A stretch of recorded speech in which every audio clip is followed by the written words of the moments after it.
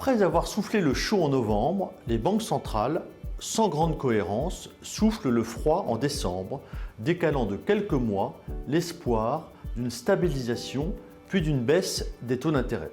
Et pourtant, le dernier chiffre d'inflation aux États-Unis montrait clairement que le pic de hausse des prix était dépassé.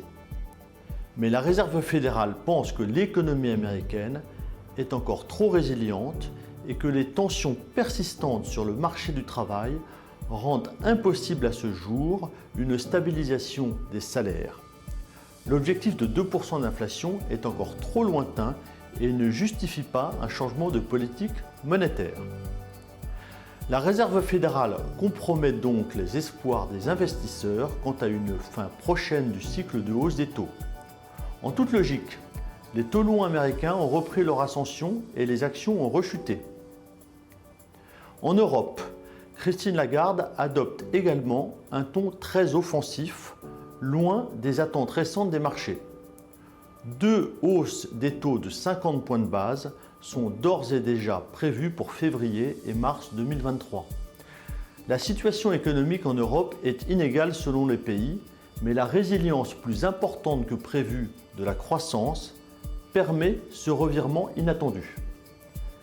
Les discours des autorités monétaires restent très contradictoires d'un mois sur l'autre. Erreur de communication? Diagnostic erroné? Peu importe les raisons, seul le résultat prime et les marchés ne font que réagir à ces évolutions dans les discours.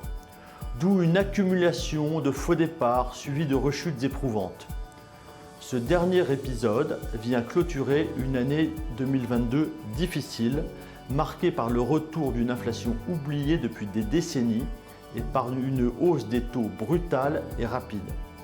L'année a vu aussi le Covid fortement perturber l'économie chinoise, prise dans l'étau de sa folle politique de zéro Covid.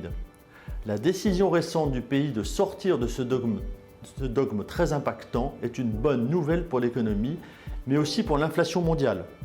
Les prix ont été alimentés en partie par la rupture des chaînes d'approvisionnement qu'a engendré cette politique sanitaire. La Chine cherche par ailleurs à relancer son économie en appliquant des politiques monétaires et budgétaires à l'opposé de ses grands concurrents. Le choc de taux d'intérêt que nous avons vécu en 2022 a entraîné d'importantes corrections sur tous les actifs risqués, actions, obligations, devises, or, etc. Les belles valeurs de croissance ont subi les conséquences des politiques monétaires en marquant de lourdes chutes malgré des résultats souvent solides. Elles ont donc subi un déclassement inédit et retrouvent aujourd'hui des valorisations attractives. La révision à la baisse probable des profits 2023 pour la plupart des sociétés est en partie déjà dans les cours, surtout en Europe où le prix du marché est en dessous de sa moyenne historique.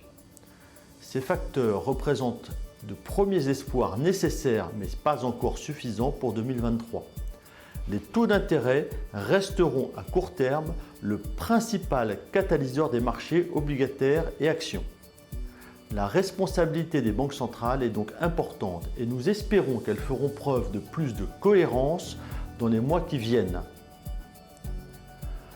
Nous n'avons pas modifié nos allocations depuis un mois en maintenant une légère sous-pondération en actifs risqués sur les gestions modérées et équilibrées et une plus grande neutralité sur nos gestions dynamiques. Nous souffrons toujours de notre exposition sur les valeurs de croissance, mais nous restons convaincus de leur retour en grâce courant 2023. Nous retrouvons du potentiel sur des placements obligataires courts dont le rendement est désormais profitable.